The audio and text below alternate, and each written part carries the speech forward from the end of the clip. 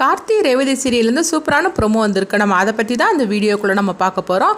கார்த்தி எப்படியும் கோயிலில் வந்து கையெழுத்து போடுறதுக்காக வருவாங்க. அப்போ வந்து நம்ம சாமுண்டி ஸ்ரீட்ட வந்து கார்த்தி வேறு யாரும் கிடையாது, அபிராமியோட பையன்தான், அதாவது பரமேஸ்வரர் பாட்டியோட பேரந்தான் அப்படின்னு நம்ம வந்து கையங்கோலமாக சிக்க வச்சிடலாம் அப்படின்னு சொல்லிட்டு சந்திரகலா வந்து ஒரு பெரிய ஒரு திட்டத்தை போட்டு வச்சுருக்குறாங்க. அடுத்தவங்க பார்த்தோம்னா இளையராஜாவை கார்த்தியாக சொல்லிட்டு அனுப்பிவிடவும் இளையராஜாவையும் வந்து அவங்க ஒரு சதிவலை பண்ணி அவங்களையும் வந்து பிடிச்சி வச்சுருந்தாங்க. இதனால் அடுத்து என்னெல்லாம் நடக்க போகுது, கார்த்தி கையெழுத்து போடுறதுக்காக வரவில்லை அப்படின்னு சொல்லிக்கிட்டு பாட்டிங்க ரொம்பவே பதட்டத்தோடு இருந்துட்டு இருக்கிறாங்க. அடுத்து என்னெல்லாம் நடக்க போகுது அப்படிங்கிறத நம்ம இந்த வீடியோக்குள்ளே நம்ம பார்க்க போகிறோம். நம்ம வீடியோக்குள்ளே போகிறதுக்கு முன்னாடி நம்ம சேனலுக்கு யாரெல்லாம் சப்ஸ்கிரைப் பண்ணலாம் அவங்களாம் சப்ஸ்கிரைப் பண்ணிக்கிடுங்க. பக்கத்தில் உள்ள பெல் பட்டனை கிளிக் பண்ணிடுங்க. வாங்க வீடியோக்குள்ளே போகலாம். கார்த்தியை தான் காட்டுறாங்க. அப்போ வந்து பார்த்தோம்னா பத்திரிக்கைலாம் அடிச்சுட்டு வராங்க. அதாவது துர்காவுக்கு கல்யாணம் சொல்லிட்டு பத்திரிக்கைலாம் அடிச்சுட்டு வரவும் அப்போ வந்து சாமுண்டீஸ்வரி வந்து சொல்கிறாங்க, பத்திரிக்கையை சாமி கிட்ட வச்சு நம்ம கும்பிடலாம் அப்படிங்கும்போது உடனே வந்து சந்திரகலா வந்து வழக்கம் போல் அவங்க தடுக்கிறாங்க.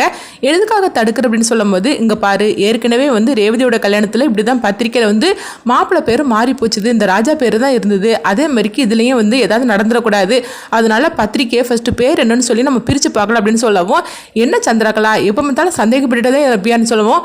ஆமாக்கா, நான் சந்தேகப்பட்டு தான் இருப்பேன் அப்படின்னு சொல்லவும் உடனே மயில்வாகனம் சொல்றாங்க, சந்திரகலா அத்தைக்கு சந்தேகம் வந்து கூடயே பிறந்திருக்கு அப்படின்னு சொல்லவும், நீங்க என்ன சொன்னாலும் சரிதான், நான் கேட்க போறது கிடையாது அப்படின்னு சொல்லிட்டு அவங்க பார்த்தோம்னா 2 பாக்ஸ் இருக்குது. அந்த ஒரு பாக்ஸ்ல அவங்க வந்து மேல பத்திரிக்கை இருக்கும். அந்த பத்திரிக்கையை பார்க்குறாங்க.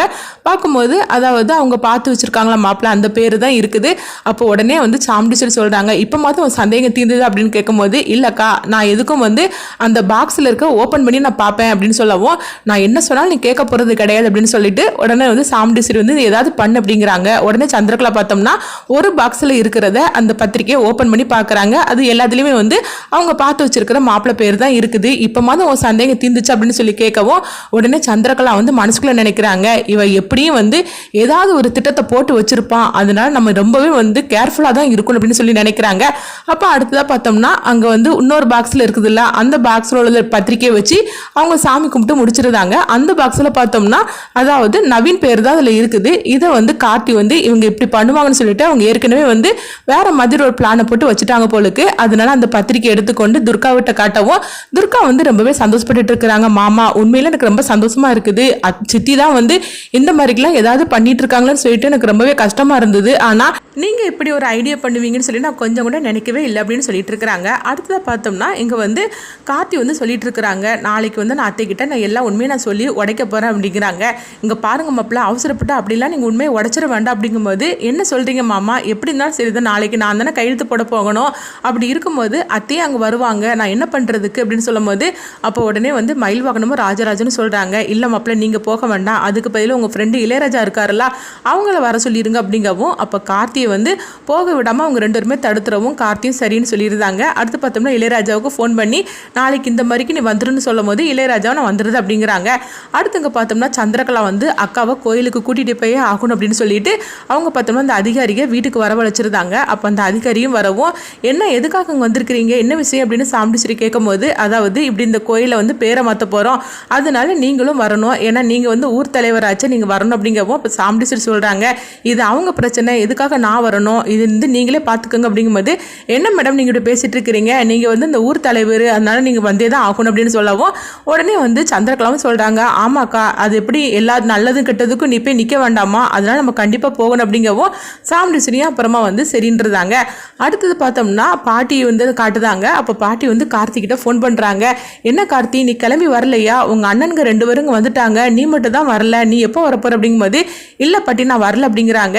என்னையா நீ சொல்லிட்டு இருக்கிற, நீ வரலன்னா அப்புறமா கோயில் வந்து கவர்மெண்ட் கைக்கு போயிடும், அப்படி போகக்கூடாதுயா அப்படின்னு சொல்லும் போது, பாட்டி நீங்கள் கவலைப்படாதீங்க, எனக்காக இளையராஜா வரும் அப்படின்னு சொல்லவும், என்னப்பா அவனை போய் அனுப்பி வைக்கிறே அப்படின்னு சொல்லும்போது, ஆமா பாட்டி அத்தை அங்கே வராங்க, அதனால நானும் அங்கே வர முடியாது, அப்படி நான் வந்தோம்னா எல்லா உண்மையும் தெரிஞ்சிடும், நான் ஏற்கனவே நான் உண்மையை சொல்கிறேன், ஆனால் மாமாவும் மயில்வாகனமும் தடுத்து நிறுத்திட்டாங்க அப்படிங்கும்போது, ஆமாம் கார்த்தி அவங்க சொன்னதுலேயும் வந்து ஒரு உண்மை இருக்க தான் செய்யுது, நீ வந்தேன்னா எல்லா உண்மையும் தெரிஞ்சிட வேண்டாம், நீ இப்போதைக்கு இந்த உண்மையை சொல்லிடவே வேண்டாம் உங்கள் அத்தை கிட்ட அப்படின்னு சொல்லும் போது, அதனால தான் பாட்டி இளையராஜா வரும் அப்படிங்கவும் உடனே பாட்டியும் சரி அப்படிங்கிறாங்க.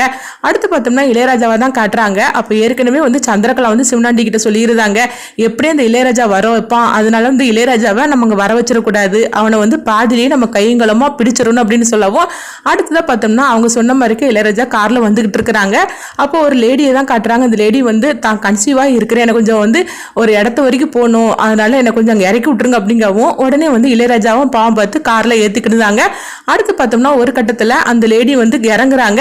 இறங்குனதுமே வந்து சார் கொஞ்சம் வாங்க, உங்களுக்கு தேங்க்ஸ் சொல்லணும் அப்படிங்கவும் இப்போ இளையராஜாவும் இறங்கி வராங்க. இறங்கி வந்ததுமே அந்த லேடி பார்த்தோம்னா ஐயோ இவன் என் கையை பிடிச்சி இழுக்கிறான் அப்படின்னு சொல்லிட்டு கத்தவும் உடனே அக்கம் பக்கத்தில் உள்ளவங்க எல்லாருமே வந்துருந்தாங்க.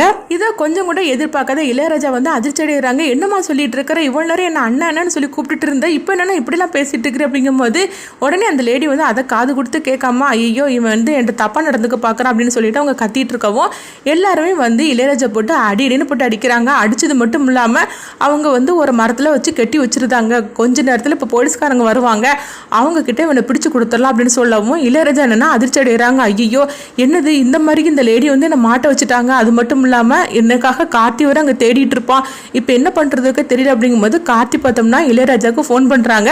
ஆனால் அவங்க வந்து ஃபோன் அட்டன் பண்ணவே இல்லை. ஐயோ என்னது இளையராஜா வர ஃபோனை எடுக்கவே இல்லை அப்படின்னு சொல்லிட்டு கார்த்தி வந்து பதட்டம் அடைகிறாங்க. எங்கே பார்த்தோம்னா பாட்டி வந்து ஃபோன் பண்ணுறாங்க. கார்த்தி அந்த இளையராஜா ஒன்று வரலையாப்பா அப்படின்னு சொல்லும் போது அதான் என்னென்னு தெரியல பாட்டி, நானும் ஃபோன் பண்ணிட்டு தான் இருக்கிறேன், ஆனால் அவன் ஃபோன் எடுக்க மாட்டேங்கிறான், என்னென்னு தெரியல அப்படின்னு சொல்லிட்டு இருக்கவும் அடுத்தது அங்கே பார்த்தோம்னா அந்த லேடி வந்து அவங்க சந்திரகலாவுக்கும் ஃபோன் பண்ணுறாங்க. மேடம் நீங்கள் சொன்ன மாதிரிக்கே அவனை வந்து எல்லாத்துட்டையும் நான் சிக்க வச்சுட்டேன், இப்போ அவனை வந்து அதாவது ஒரு மரத்தில் கட்டி வச்சுருக்காங்க அப்படிங்கவும் இது கிட்டதுமே சந்திரகலா ரொம்பவே சந்தோஷப்பட ஆரம்பிச்சிட்டாங்க. எப்படி இந்த கார்த்தி கையெழுத்து போடுறதுக்கு வந்தே தான் ஆகணும், இப்போ என்ன நடக்க போகுது பார் அப்படின்னு சொல்லிட்டு சந்திரகலா வந்து ரொம்பவே சந்தோஷப்பட்டு இருக்கவும் இந்த விஷயத்தை சிவனாண்டிட்டையும் முத்துவேல்ட்டையும் சொல்லவும் அவங்களும் ரொம்பவே ஹாப்பியாக வராங்க. எப்படி இந்த கார்த்தி இன்னைக்கு வந்து தான் தீரணும், அவனோட கதை இன்னையோட முடிய போகுதுன்னு சொல்லிக்கிட்டு அவங்க சந்தோஷமாக இருந்துட்டு இருக்கிறாங்க. அடுத்து பார்த்தோம்னா ரேவதி வந்து பாட்டிக்கு ஃபோன் பண்ணுறாங்க. அப்போ பாட்டி வந்து என்னம்மா ரேவதி நல்லா இருக்கியான்னு சொல்லி கேட்டுட்டு அவங்க பேசிகிட்டு இருக்கவும் அப்போ ரேவதி நல்லா இருக்கேன் பாட்டி, நீங்கள் எப்படி இருக்கீங்கன்னு சொல்லி கேட்குறாங்க. அப்போ வந்து இங்கே பாட்டி பார்த்தோம்னா அங்கே நடந்த எல்லா கதையும் சொல்லிட்டு இருக்கிறாங்க. இது கிட்டதுமே ரேவதி அதிர்ச்சி அடைகிறாங்க. ஐயோ இப்போ கார்த்தி போகலைன்னா அப்போ அந்த கோயில் வந்து அதாவது நம்மளை விட்டு போயிடும் அப்படின்னு சொல்லிட்டு அவங்க ரேவதி நினைக்கிறாங்க. அப்போ வந்து பாட்டி சொல்கிறாங்க, அதாவது உங்கள் சித்தியும் அம்மாவும் இங்கே தான் வந்திருக்கிறாங்க அப்படிங்கும்போது இது எல்லாமே வந்து சித்தி போட்ட நாடகமாக தான் இருக்கும், எப்படியாவது கார்த்தியை சிக்க வைக்கிறதுக்காக அவங்க தான் இந்த ஏற்பாடெல்லாம் பண்ணியிருப்பாங்க அப்படிங்கவும் இப்போ என்ன பண்ணுறதுக்கு தெரியலையம்மா, அந்த இளையராஜா வேற வருவான்னு சொன்னால் ஆனால் இப்போ அவனையும் காணலை, இப்போ என்ன பண்ணுறதுக்கு தெரியல, டைம் வேறு ஆகிட்டே இருக்குது அப்படின்னு சொல்லவும் உடனே ரேவதி வந்து சொல்கிறாங்க, சரி பாட்டி நீங்கள் கவலைப்படாதீங்க, நான் ஒரு திட்டம் போட்டு நான் வந்து அம்மாவையும் சித்தியும் இங்கே வரவழைச்சிருது அப்படிங்கும்போது என்ன ரேவதி நீ பண்ண போகிற அப்படிங்கிறாங்க. இருங்க பாட்டி நான் அதை சொல்லலை, நான் செஞ்சு காட்டுறேன் அப்படிங்கும்போது அதனால கார்த்தி அங்க வந்துருவாரு அப்படின்னு சொல்லவும் உடனே பாட்டியும் சந்தோஷப்படுறாங்க. அடுத்து பார்த்தோம்னா ரேவதி யோசனை பண்றாங்க, நம்ம வேற பாட்டி கிட்ட சொல்லிட்டோம், ஆனா இப்ப என்ன பண்றதுக்கு தெரியலன்னு சொல்லிட்டு இருக்கும்போது அவங்களுக்கு ஒரு ஐடியா வருது. உடனே பார்த்தோம்னா ரேவதி கீழே விழுந்த மாதிரிக்கு அவங்க நடிக்க ஆரம்பிச்சிருந்தாங்க. உடனே எல்லாருமே ஓடி வராங்க. என்னாச்சு அப்படிங்கும்போது நான் கீழே விழுந்துட்டேன், என்னால வந்து நடக்க கூட முடியல அப்படிங்கவும் உடனே கார்த்தி வந்து அவங்கள தூக்குறாங்க. அப்ப ரேவதி சொல்றாங்க, ஐயோ இவர் அங்க இருந்து விரட்டி விடணுமே அப்படின்னு சொல்லிக்கிட்டு எனக்கு வந்து அம்மாவை உடனே பார்க்கணும் அப்படிங்கிறாங்க. என்னாச்சு ரேவதி நம்ம ஹாஸ்பிட்டலுக்கு போகலாம் அப்படிங்கும்போது இல்லை எனக்கு எங்கள் அம்மா உடனே பார்க்கணும், அம்மா அவங்க வர சொல்லுங்க, அம்மா கூட தான் நான் ஹாஸ்பிட்டலுக்கு போவேன் அப்படின்னு சொல்லவும் அப்போ ராஜராஜனும் பார்த்தோம்னா சாமுண்டீஸ்வரிக்கு ஃபோன் பண்ணி இந்த விஷயத்த சொல்கிறாங்க, நீ உடனடியாக அங்கே வா, இல்லைனா வந்து ரேவதி ஹாஸ்பிட்டலுக்கு போக மாட்டேன்னு சொல்லிட்டு அடமுடிச்சிட்டு இருக்கா அப்படிங்கவும் இது கிட்டதுமே சாமுண்டீஸ்வரி உடனே கிளம்புறாங்க. இப்போ சந்திரகலா கேட்குறாங்க என்னாச்சுக்கா அப்படிங்கும்போது ரேவதி இந்த மாதிரி கீழே விழுந்துட்டா, நான் வந்து உடனே நான் வந்து வீட்டுக்கு போகணும் அப்படிங்கிறாங்க. அக்கா அதனால என்ன அங்கே தான் வந்து எல்லாரும் இருக்கிறாங்களா, அதனால நீ ஒன்றும் போக வேண்டாம் அப்படிங்கும்போது சாமுண்டீஸ்வரி கோபத்தோட சந்திரகலாவை திட்ட ஆரம்பிச்சிருந்தாங்க. என்ன நினைச்சிட்டு இருக்கிறேன், என் பொண்ணு அங்கே கீழே விழுந்து வழியால் துடிச்சிட்டு இருக்கிறா, அவள் போடுற சவுண்டு இங்கே வரைக்கும் கேட்குது ஃபோனில், நீ என்னன்னா இப்படி பேசிட்டு இருக்கிறியா, எனக்கு இதெல்லாம் முக்கியம் கிடையாது, என் பொண்ணுங்க தான் முக்கியம் அப்படின்னு சொல்லிட்டு சாமுண்டீஸ்வரி அங்கேருந்து கிளம்பவும் சந்திரகலாவுக்கு என்ன பண்ணுதுன்னே தெரியல. அடுத்து பார்த்தோம்னா சந்திரகலாவும் சாமுண்டீஸ்வரியோட கிளம்பிடுதாங்க. அடுத்தங்க பார்த்தோம்னா வந்து சாமுண்டீஸ்வரியும் சந்திரகலாவும் அங்கே வந்துடுவோம். அம்மா எனக்கு ஹாஸ்பிட்டல் கூட்டிகிட்டு போங்கம்மா அப்படின்னு ரேவதி சொல்லும் போது சரி வாமான்னு சொல்லி அவங்க கூட்டிகிட்டு போகிறாங்க. அப்போ கார்த்திட்ட வந்து சொல்கிறாங்க, கார்த்தி உங்களுக்கு வேறு வேலை இருந்தால் நீங்கள் பாருங்கள், நான் அம்மாவை கூட்டிகிட்டு போய்கிட்டுது அப்படின்னு சொல்லியிருந்தாங்க ஜாடமடையாட்டு. அப்போ கார்த்திட்ட வந்து பார்த்தோம்னா மயில் வாகனமும் அவங்க ராஜராஜனும் சொல்லிட்டு இருக்கிறாங்க, அதான் சாமுண்டீஸ்வரி இங்கே வந்துட்டாலும் மாப்பிள்ள, அதனால நீங்கள் போய் கையெழுத்து போட்டு வந்துருங்க அப்படிங்கும்போது உடனே கார்த்தி அங்கே போகிறாங்க. அங்கே போயிட்டு அவங்க பார்த்தோம்னா அங்கே முடிக்கக்கூடிய ஃபார்மாலிட்டி எல்லாமே முடிச்சு கையெழுத்துலாம் போட்டு கொடுத்துட்டு வந்துருந்தாங்க. இதனால கோயில் வந்து பரமேஸ்வரி பாட்டி குடும்பத்துக்கே வந்துடுது. கோயில் வந்து அவங்க கைவிட்டு போகலை. ரேவதி இந்த மாதிரிக்கு திட்டம் போட்டு பண்ணியிருந்தாங்க. அடுத்து என்ன நடக்க போகுதுன்னு சொல்லி நம்மளும் வெயிட் பண்ணி பார்க்கலாம்.